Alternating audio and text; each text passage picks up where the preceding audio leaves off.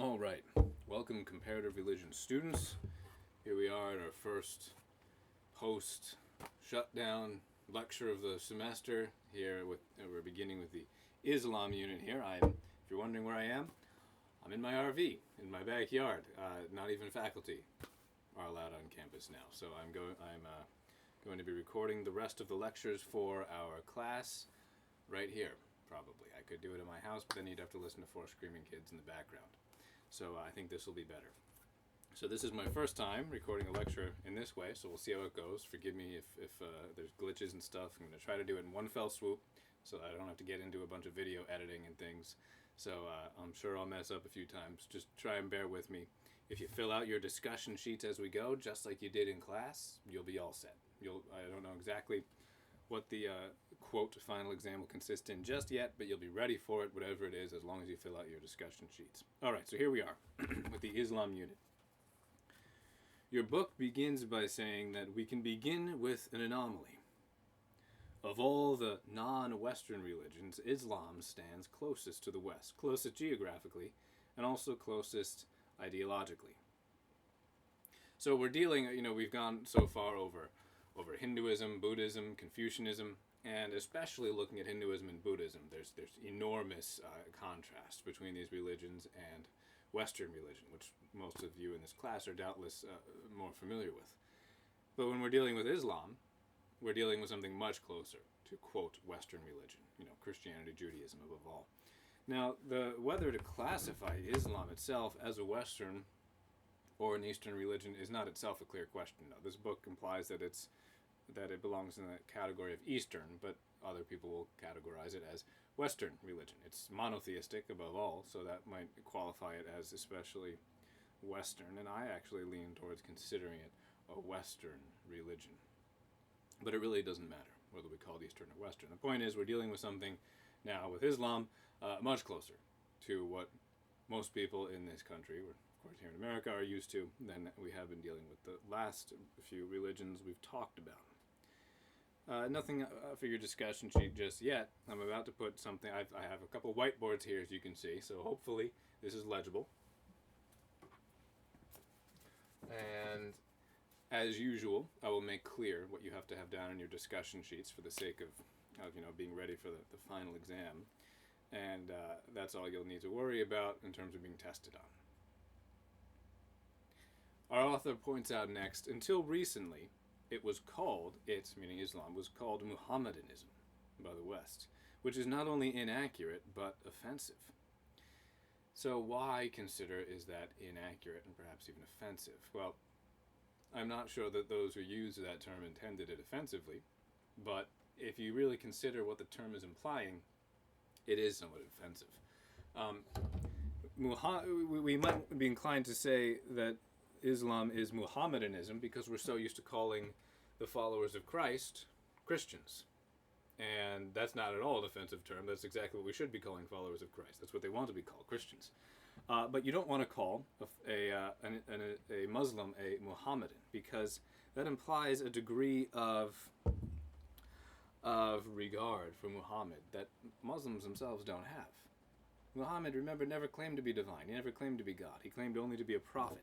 Jesus, as we'll talk about in the Christianity unit, of course claimed divinity. So Christianity is absolutely about the person, Jesus Christ. That is the essence, the center of Christianity. Muhammad is not the center of Islam. So it would be inaccurate and perhaps even offensive to refer to Islam as Muhammadanism.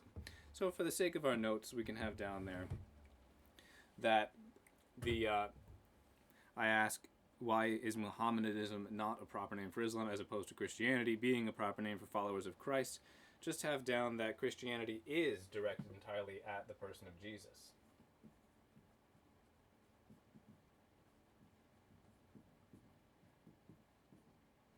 Or I could say centered on.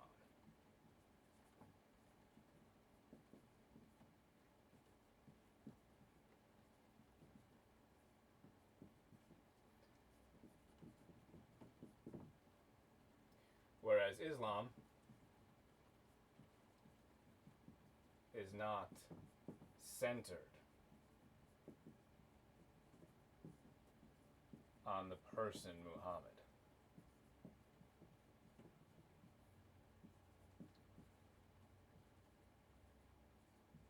And of course, if we want to name a group accurately, we try to do so in accord with the center of that group. All right.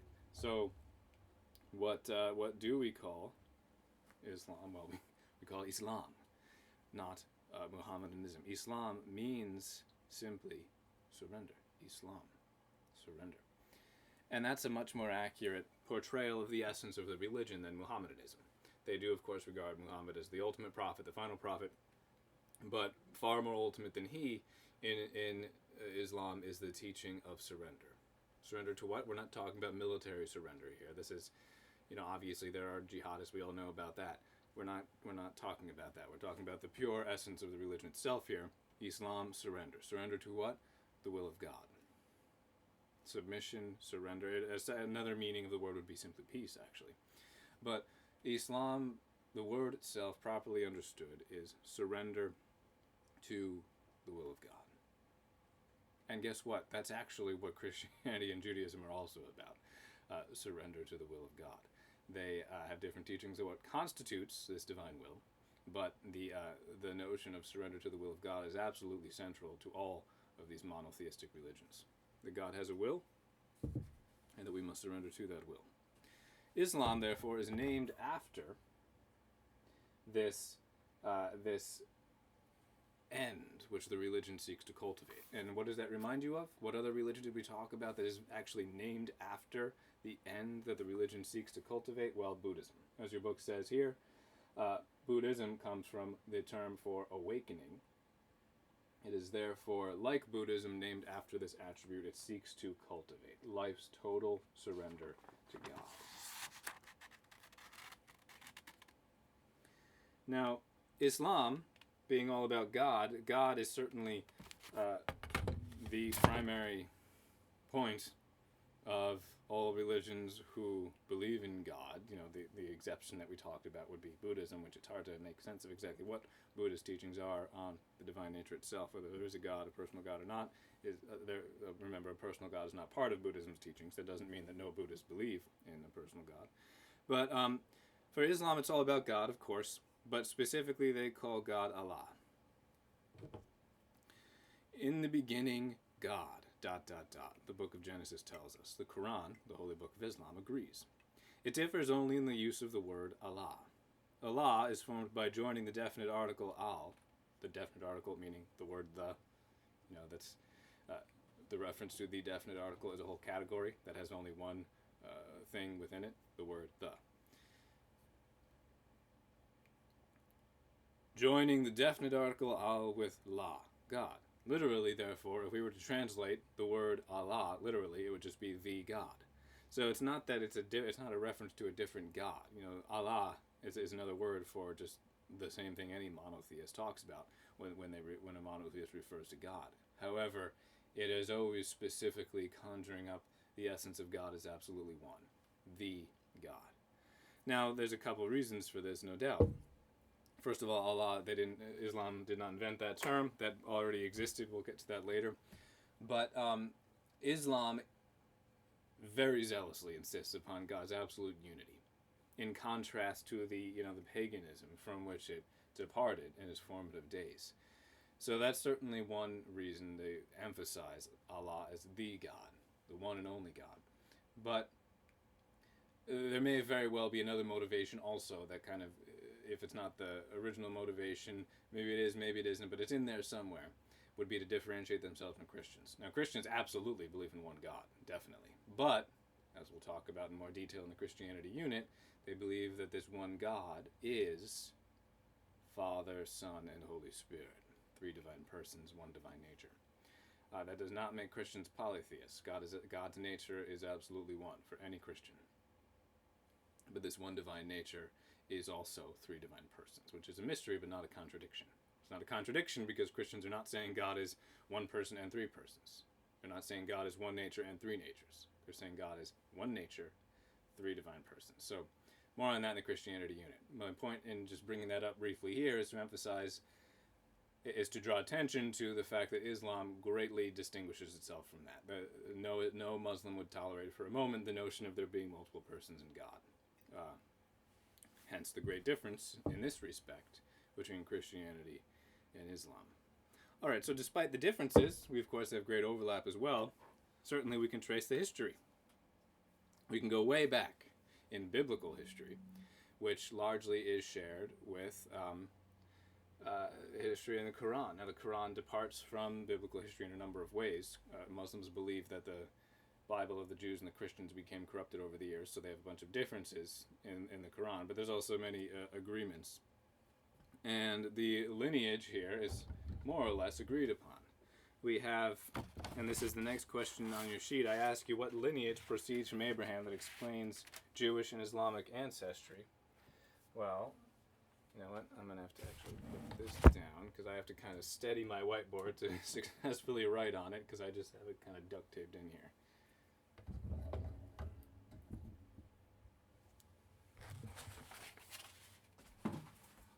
So it all begins, hopefully you can still hear me, even though I'm not talking right into the microphone. Try to talk a little louder. It was the submission of Abraham in his supreme test. Would he sacrifice his son? The sacrifice of Abraham. That appears to have provided Islam with its name. Whether Abraham would submit to the will of God, and then of course he did, even though the sacrifice was not actually carried out. It was a test. This test is in Jewish, Christian, and Islamic scriptures. But the point is, for now, it all goes back to Abraham. So how do the religions proceed from him? Well, we begin here with Abraham. And then Abraham had both Ishmael and Isaac, but by different women here. We have Abraham going to Sarah. And we have Abraham's descendants through Hagar. And I don't want to go into all of the historical details of these. I just want to give you this little chart for your notes. And then Sarah had Isaac. And Hagar had Ishmael.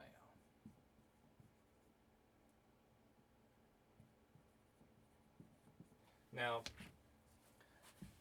Muslims believe that it was Ishmael who was asked to be sacrificed, whereas Christians and Jews believe it was Isaac. And that's certainly what the Jewish and Christian scriptures indicate, that it was Isaac who was asked to be sacrificed. But anyway, either way, Abraham was put to the test, and he passed the test. Now, from Isaac, we have, down through the years, there's tons in between here. We've got the whole, the time of Israel's slavery in Egypt, and the Exodus, and all this stuff. But eventually, this leads us down to Palestine and Jews.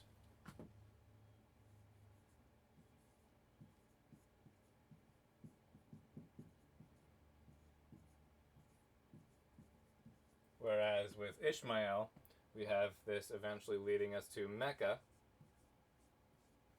and of course, Muslims. You might be wondering, well, where do Christians fit into this? Well, Christians are the same exact foundation as Jews. You know, Christians do not trace any separate Old Testament chronology except through the Jews. Christians believe that Christianity is the fulfillment of Judaism, so it's all within this, if we were to put Christianity in this same chart. But I'm not going to for now. Okay. Continuing on here. Let's get to Muhammad himself. Your next question down asks about the... I'm sorry, I missed one. I missed your next question down, which asks about the prophetic finality of the three Abrahamic religions. Now, that's another way of referring to the big three. Christianity, Judaism, and Islam were all Abrahamic religions. They all go back to Abraham. Of course, they all go back to Noah and ultimately Adam as well. But Abraham, it would be the beginning of the real direct divine intervention and messages and covenants. Of course, there was one with Noah, but anyway, we'll get to all those later. Following Ishmael's line in Arabia, we come to the latter half of the 6th century AD, to Muhammad, the prophet through whom Islam reached its definitive form. I'm reading this from your book here. This is what Muslims believe. Muslims believe that there had been authentic prophets before Muhammad. He was just, he's a prophet. But he's also the prophet, in a sense, because he's the last prophet as far as Muslims are concerned. He is, quote, the seal of the prophets. Islam anticipates no valid prophets after him. Muhammad is the last. All Muslims believe that Muhammad is the last genuine public prophet. Now, the distinction between public and private prophecy, that's a whole can of worms. But suffice it to say that each of the big three religions distinguishes, they all hold that God continues to speak to his people. That there are such a thing as prophecies and revelations and all that stuff. That's in Christianity, Judaism, and Islam to this day. But the foundations of each religion are given in their own public revelation, their definitive holy text, in other words. For Christians, the definitive holy text is the Bible. It can never be added to. For Muslims, the definitive holy text, the public revelation of Islam, would be the Quran. That can never be added to. And Jews have the Torah as definitive and foundational, but they're actually still waiting, as let me put in the board now. The prophetic finality. They're waiting for their prophetic finality. Christians and Muslims are not. So we have here Muslims, Muhammad. This is for that next question down.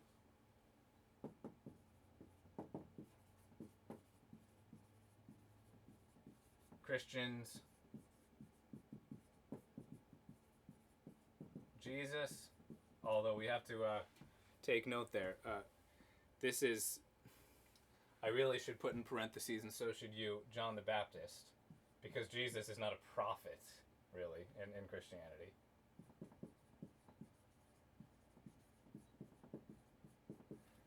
The whole point of Christianity is that Jesus is God. That's the primary belief of Christianity. So people, it just depends on how you want to look at it, really. Is there a great overlap or a great distinction between Christianity and Islam? Well, there's obviously both, as with all religions. There's great contrast and there's great overlap. If you want to look at the overlap, you say, well, look, Muslims believe that Jesus is a prophet, and they do. But then you could look at it from a Christian standpoint, you could look and say, my whole point is that I believe Jesus is God. To call him a prophet, well, that might sound nice, but it's kind of infinitely below the whole point of my religion here. So, again, depends upon which way you look at it. John the Baptist is a mere prophet. We do not believe John the Baptist is at all divine. He was the last of the public prophets then. So in Christianity, we have John the Baptist, just a few months older than Jesus, proclaiming his coming. And then we have the writers of the New Testament coming after Jesus' ministry, writing about it. We have the four evangelists, Matthew, Mark, Luke, and John, two of whom were apostles, two of whom had this second hand from the apostles. We have the letters of St. Paul, which is a big batch of the New Testament. We have other epistles and writings, but the point is, after all of that was finished, no more public revelation for Christians. Same thing with Islam. The prophetic finality is indeed found in Muhammad. He himself did not directly write the Quran. Others did that. And when that task was completed, then no more. No more public revelation as far as Muslims are concerned. But Jews are a different story. Was there a prophetic finality? Take a guess before I write it on the board here.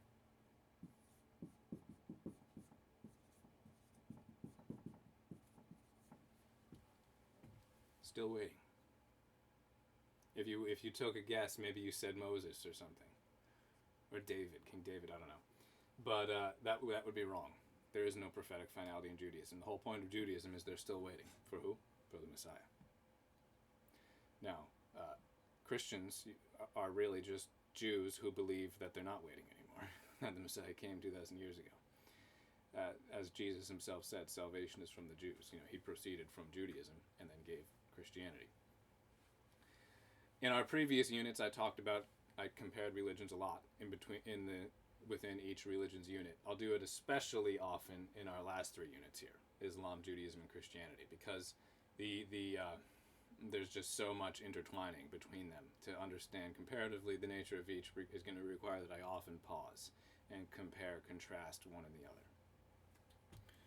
other. Okay, now we are ready to turn to Muhammad himself. So remember, I don't do a bunch of testing on dates, but still you want to have the general structure in your head. It's funny to me how many people have no idea, even in terms of general millennia, when these things happen. So it's very important to understand. Judaism's the oldest, by far. It goes thousands of years BC. Christianity, most people get this right because our very calendar comes from it. You know, we call it, this is the year 2020. What does that mean? It means it's been 2,020 years since the birth of Christ. So that's pretty easy to remember, I suppose, when Jesus came. For Islam, it's newer. Islam is much newer than Christianity even. It came about in the 500s here with Muhammad. Now, well, he was born in the 500s. Islam itself didn't really come until the century after. But this is, you know, the last we talked about Confucianism, Hinduism, and Buddhism earlier in the semester. Those are much older than both Christianity and Islam. They're not older than Judaism. Judaism's, well, you can go back and forth forever about the foundations of Hinduism, which are hard to pinpoint, and Judaism, which is easy to pinpoint. But in terms of what we can easily pinpoint, Judaism's the oldest. Hinduism goes thousands of years BC as well, but there's no clear founder. It's hard to say exactly what's going on there in the very ancient Hindu times. Christianity, as we said, we know exactly when that started in Judaism, and Islam, we know exactly when this started. So it's the newest of the religions that we will be talking about in this class. He was born, as I said, in the 500s, 570 to be specific, so he came about several hundred years after Christianity. Christianity was already a very large religion at this point. His early life, it says here, was cradled in tragedy. He did not have exactly the royal, easy upbringing that, for example, the Buddha had. You may recall from his upbringing, his father was a king, luxurious and everything. But what I ask you here for next is what characterized the culture into which he was born, because that's really the key here to understanding Islam's explosion into the world scene, is the culture that Muhammad was born into, in which he was reacting against by founding Islam. And I'm just going to read a quote here from the book. The world into which Muhammad was born, specifically the culture into which Muhammad was born, is described by subsequent Muslims in a single word: ignorant. Life under the conditions of the desert had never been serene, and people felt almost no obligation to anyone outside their tribes, so it's tribal. In the desert in Arabia here. Scarcity of material goods made brigandage, which is plunder and robbery, a regional institution and the proof of virility or manliness. In the 6th century, political deadlock and the collapse of the magistrate in the leading city of Mecca aggravated this generally chaotic situation. Drunken orgies were commonplace, and a gaming impulse uncontrolled. The prevailing religion watched from the sidelines, providing no check. I want to pause there. The prevailing religion watched from the sidelines, providing no check. What was this religion from the sidelines, providing no check? In other words, no barrier, no barricade, no doing nothing to prevent this flood of impurity in the culture that it exists within. Well, it was animistic polytheism, animistic, spirits everywhere, polytheism, many gods.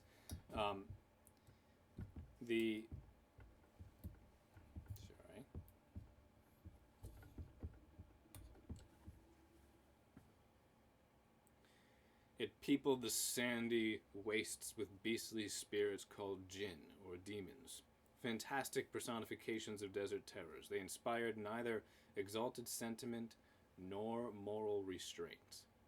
Conditions could hardly have been better calculated to produce a smoldering undercurrent, which erupted in sudden affrays and blood feuds. Violent, very violent culture. Some of which extended for half a century. The times called for a deliverer. So that's the culture that Muhammad was born into.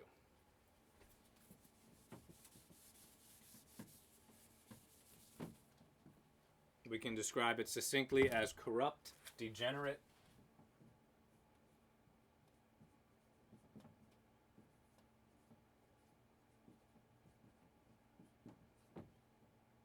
unrestrained by religion.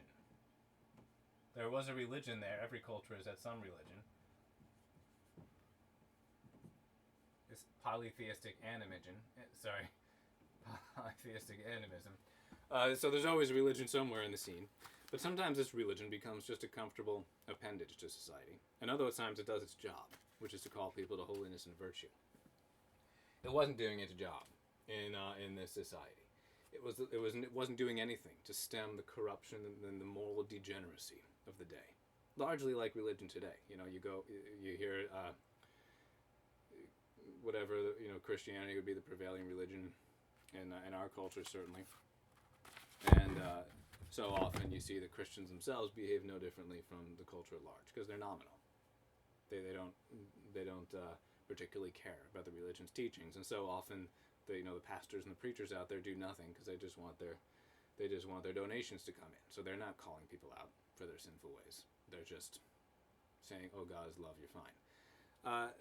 I don't know the details of how exactly the animistic polytheism of this day wasn't restraining the immorality of the day, but it wasn't. And when that goes on for a while, something's got to give. And we see exactly what happened here. A religion came onto the scene that actually made demands of people to cut it out, to stop doing all that stuff. Licentious and lawless, we can also have down.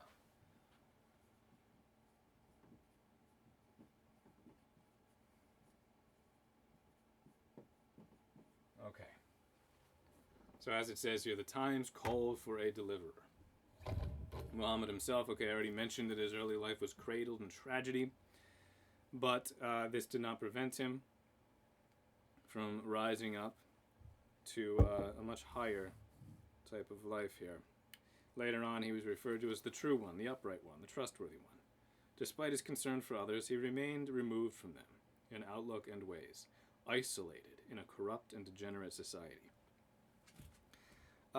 So although he was born into this corrupt, degenerate, unrestrained, licentious, lawless society, this doesn't mean that the people in the society disdained him. They regarded him highly. It's trustworthy. As is telling, because even those who live bad lives tend to know goodness when they see it, tend to know trustworthiness when they see it, and a trustworthy one will hopefully be regarded as trustworthy even by those in a degenerate society surrounding him, even while not partaking in that degeneracy. Next year we have some more details about him. At the age of 25, he entered the service of a wealthy widow named Khadija. She was 15 years older than him, but they were eventually married, and she remained steadfastly by his side. After this marriage to Khadija, 15 years of preparation followed before his ministry that we know him for began. Alright, the book then goes on to discuss how Allah was already known by the Meccans, by those in Arabia in Muhammad's day. Muhammad did not come up with this idea of Allah, this word Allah, or worshipping Allah, nor does the Quran itself reveal this. This was a deity worshipped by the Meccans, worshipped by those who were contemplatives of the time. They were called the Hanifs, and they worshipped Allah exclusively. They weren't, in that sense, polytheists. So you could almost say that it's not so much that Muhammad was starting a new religion here, as he was kind of drawing attention to this spiritual way that the Hanifs already had of worshipping Allah alone, not many gods. Allah, Muhammad was convinced, however, was far greater than even these Hanifs supposed. He was, as his name literally claimed, the God.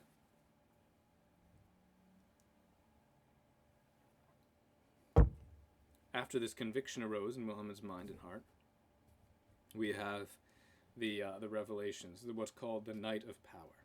As Muhammad lay on the floor of a cave that he was in, we have a messenger approaching him. Muslims believe that the angel Gabriel gave these revelations to Muhammad. I should pause here and just take note of this, before I go into more details on this, the revelation of the Quran, the Muhammad receiving the Quran. I would be remiss to not point out at this time, this would be a major point of difference between religions here.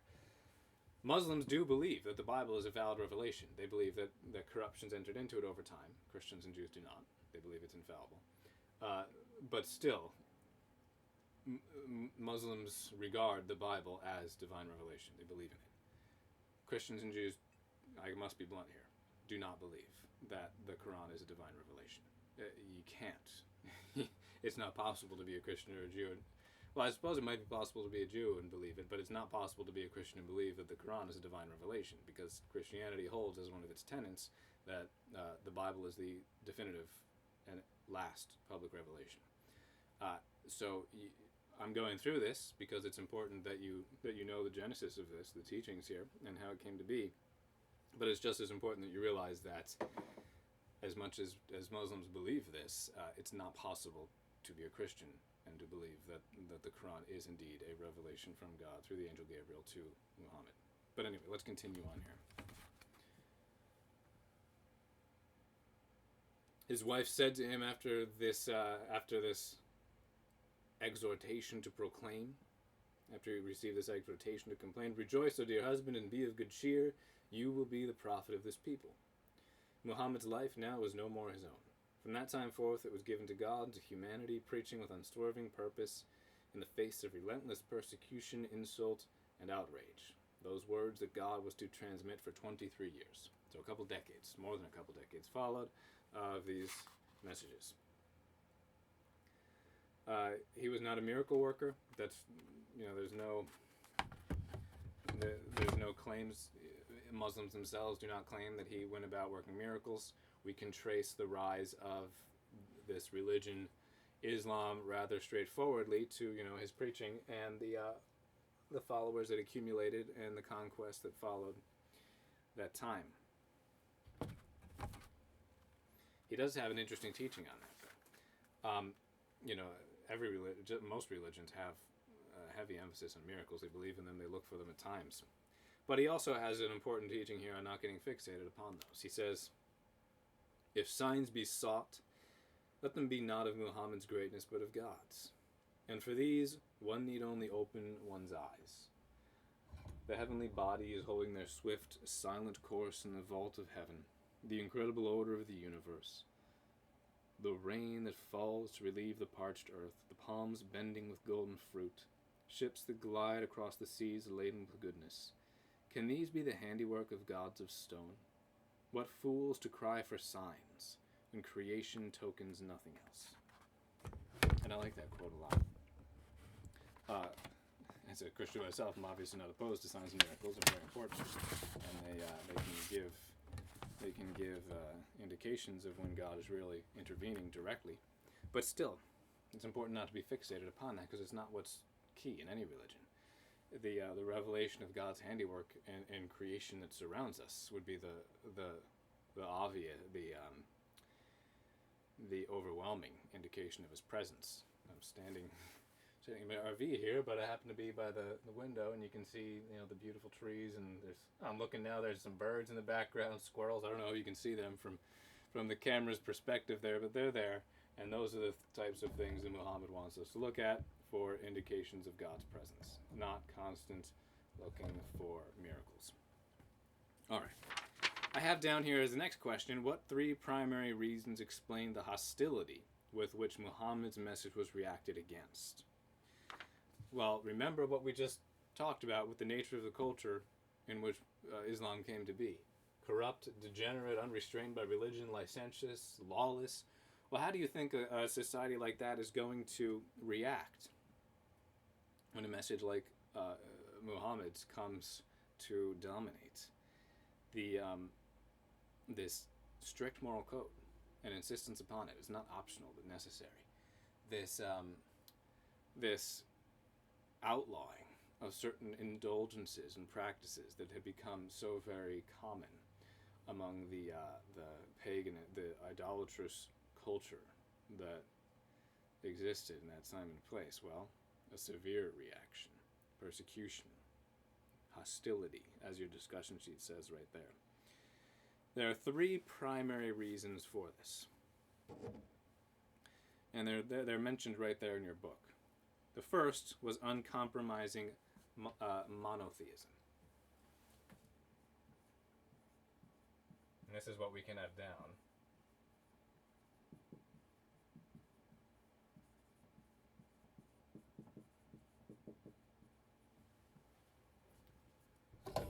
Uncompromising. So, Islam didn't come into the stage and say, all right, yeah, you can have your gods, but just make sure that you are particularly fond of Allah.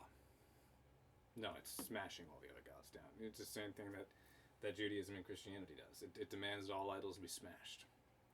It demands that no other god, no false gods. The very first commandment there in the Ten Commandments, as we'll talk about next unit. But there are no compromises at all with polytheism in valid monotheism.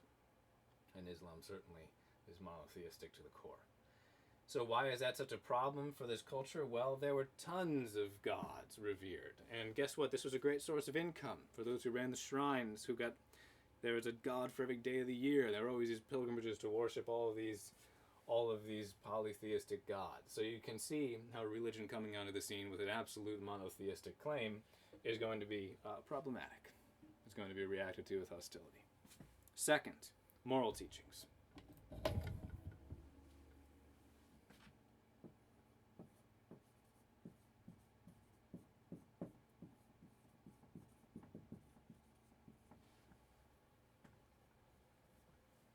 Moral teachings demanded an end to the licentiousness that citizens clung to. Famously, Islam doesn't allow any drinking of alcohol, for example. Judaism and Christianity both do, in moderation. Both Judaism and Christianity condemn drunkenness. But Islam doesn't allow any alcohol at all to be consumed. No gambling. Although one of its teachings is much more lax, you could say, in one sense. It does allow for a Muslim man to have multiple wives. Christianity certainly does not allow that. But still, there's a strict limit, and it doesn't just allow fornication and adultery and stuff. That's severely punished. It doesn't allow, in other words, sexual promiscuity. It's all very circumscribed within certain moral boundaries. So, none of this drunken orgy stuff that was going on, none of the debauchery. It's an absolute no to all of that. So you can see that that's also not going to be taken too kindly to. The third would be its social content.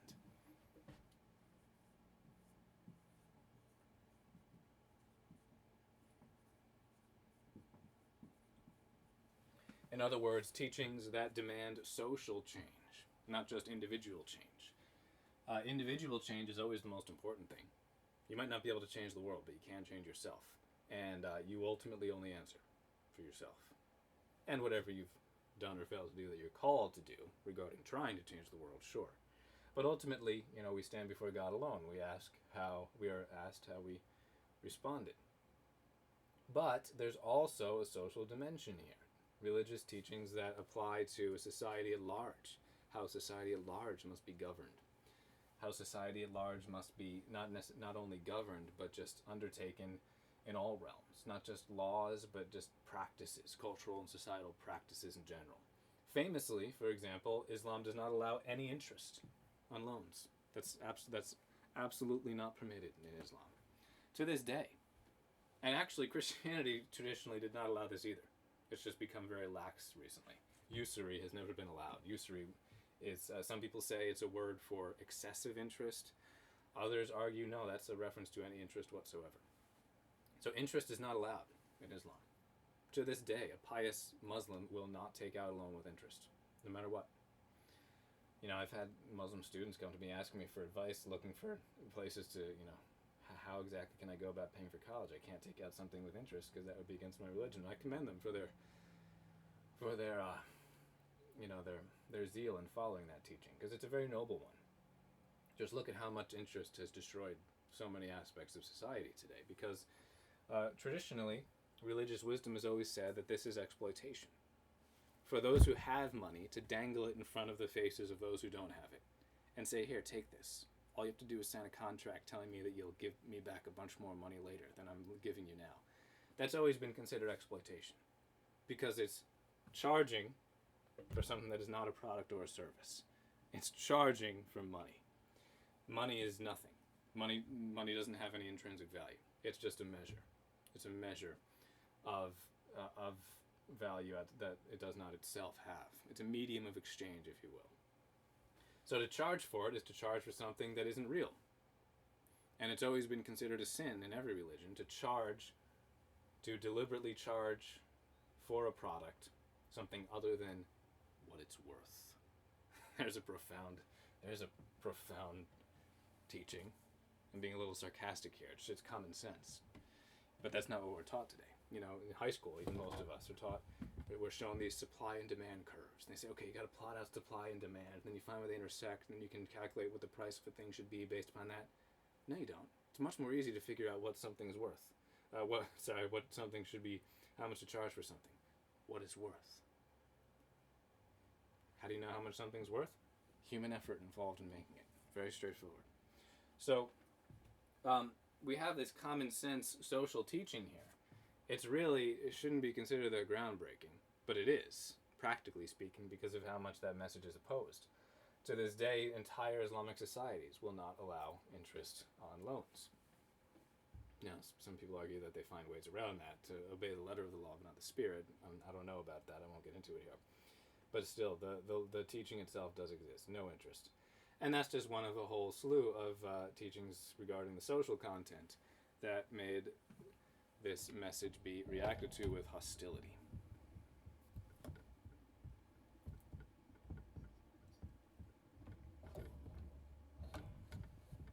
Okay. What was involved with Islam's original growth? Let me do some erasing here.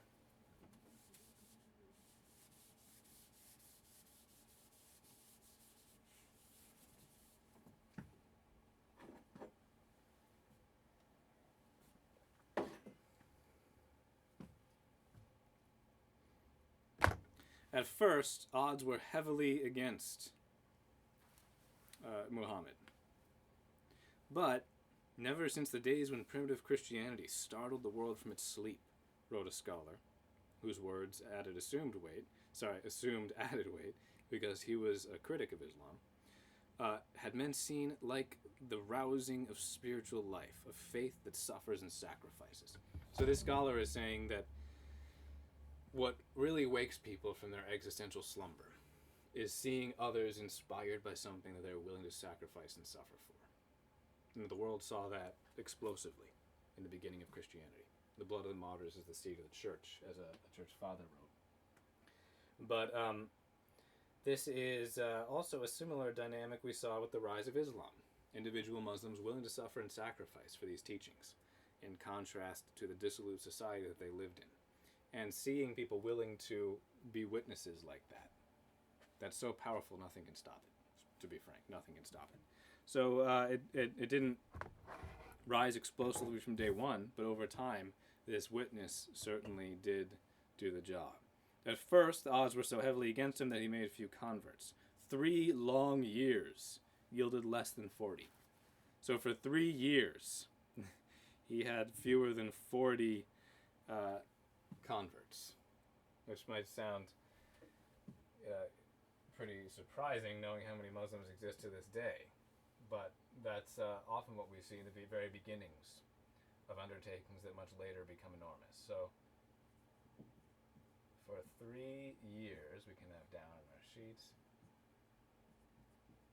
very few converts.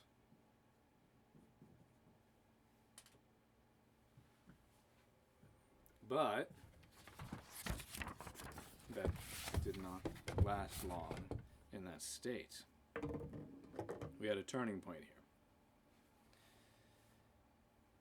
As he faced a severe crisis in his career, Muhammad was suddenly waited on by a delegation of leading citizens from Yathrib, a city 280 miles to Mecca's north. There was a firm hold in Yathrib in Muhammad's teachings, and there was a pilgrimage to Yathrib.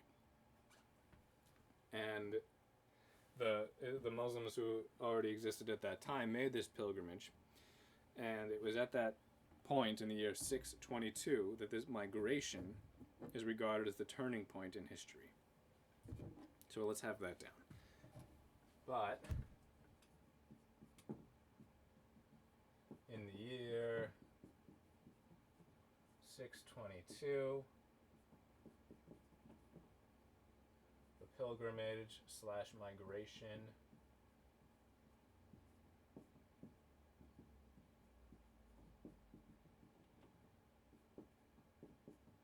to Yathrib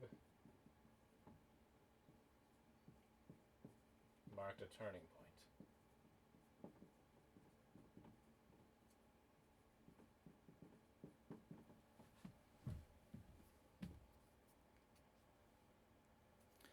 This is known as the Hijra, regarded by Muslims as the turning point in world history even, and it is the year from which they date their calendar.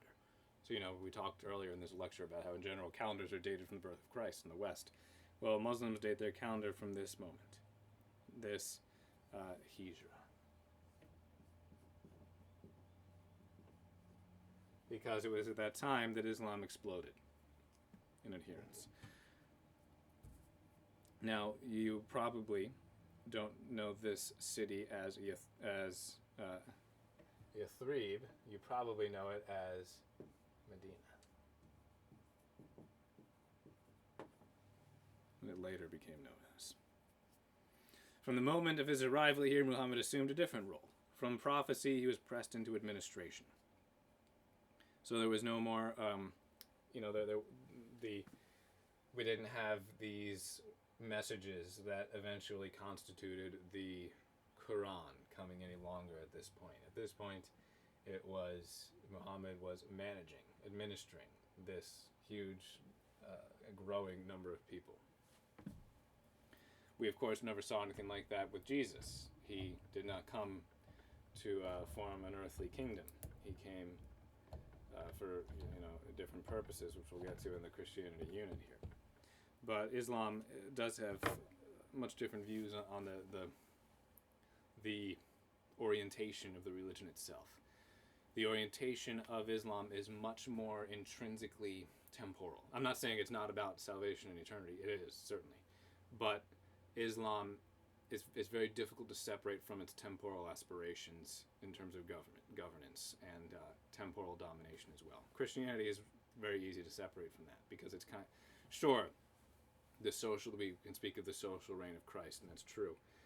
But it's a much less literal and direct thing than Islam regards its duty to temporally dominate. I'm just throwing that out there on the side. I'm not going to test you on that. As the supreme magistrate, Muhammad continued to lead an unpretentious life, just as he had in the days of his obscurity. He lived in an ordinary house of clay, milked his own goats, and was accessible day and night to the humblest in his community. That might remind you of some other religious leaders we've talked about. Think about the Buddha. Considering how very well known these figures become, they could easily have you look at some mega church preachers these days, they're flying around in private jets wearing suits that cost thousands and thousands of dollars, driving sports cars. And you have to wonder what they're really in it for. They seem to love money so much, and their power and their fame so much, you wonder if that's actually what they were in it for, not the message they're preaching. But with these really great religious leaders that go down in history, you rarely see that. Because they are in it for the message, not for the things that might or might not come with it. We saw, even at the height of fame, these religious leaders could have had so much, but instead they continued to live in, if not extreme poverty, at least relative poverty.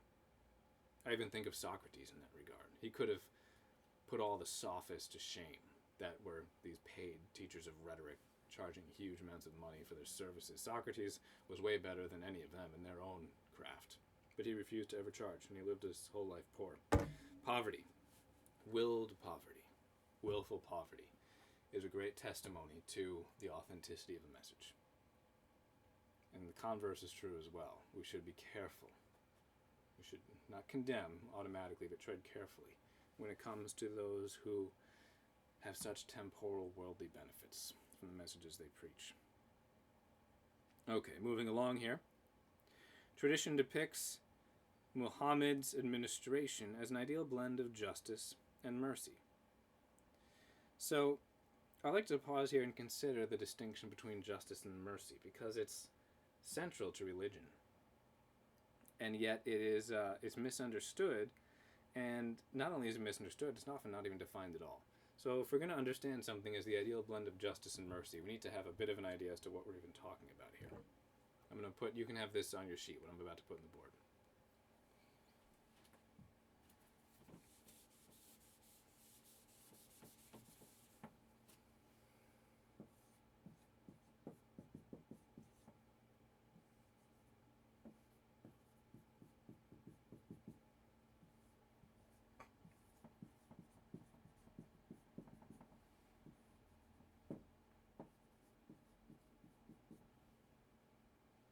Okay, so here's a little diagram here. We've got justice and mercy. These are the virtues. Justice is a virtue and mercy is a virtue. What do we have here? Laxity and severity. These are vices. So the question here is, justice, well, justice is fairly straightforward, at least defining it. Justice is simply rendering what is due.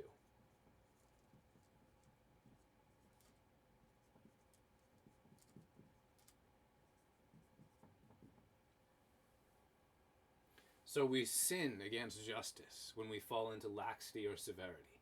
Laxity, meaning failing to render what is due in a given case. Being too lenient. That's a contradiction of justice, a violation of justice, and it's never to be tolerated. But, on the other hand, the other extreme, we have severity, taking it too far. Over-punishing, for example. That's also a violation of justice. But what do we have here up here? Mercy. You might say, well, hold on. Isn't mercy and laxity the same thing? Absolutely not. Mercy tempers justice, and you could even look at it as a perfection of justice. We have to be very careful to make sure that it does not become laxity. But when it's properly motivated by charity, by true charity, then what mercy does, it's a virtue. You don't need this definition down, but it would be a virtue influencing the will to have compassion for, and when possible, alleviate the suffering of another. That's mercy. And whenever it can, it tempers justice. And we should always strive in our individual lives to favor mercy when at all possible. Never neglecting justice by laxity or severity, but whenever possible, favoring mercy. And this idea of mercy is big in Islam. I mean, it's even bigger in Christianity, but it's big in Islam. God is often referred to as the merciful. And Muhammad himself is considered to blend justice and mercy ideally without neglecting either one. It says here, when the injury was toward himself, he was gentle and merciful, even to his enemies. But he exercised the justice necessary for order, meting out punishment to those who were guilty. So there's one little criteria. If you're confused, how can I properly balance justice and mercy? Just one moment.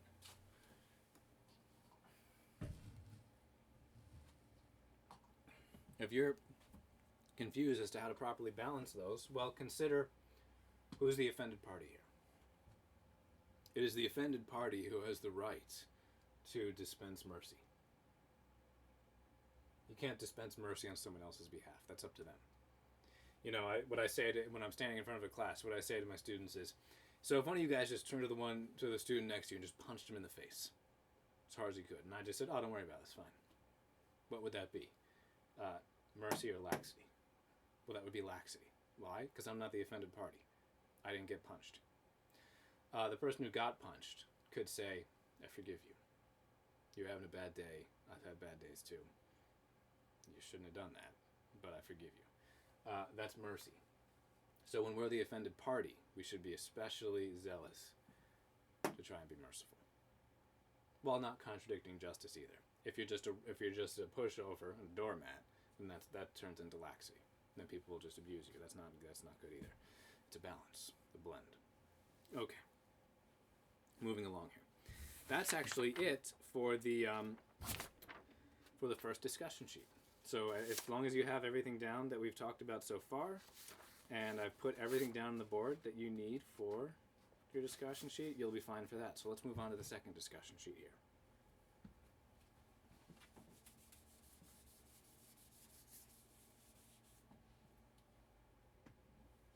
And actually, since we're moving on to the second discussion sheet, think I'll end this first video and start a new one for discussion sheet 2.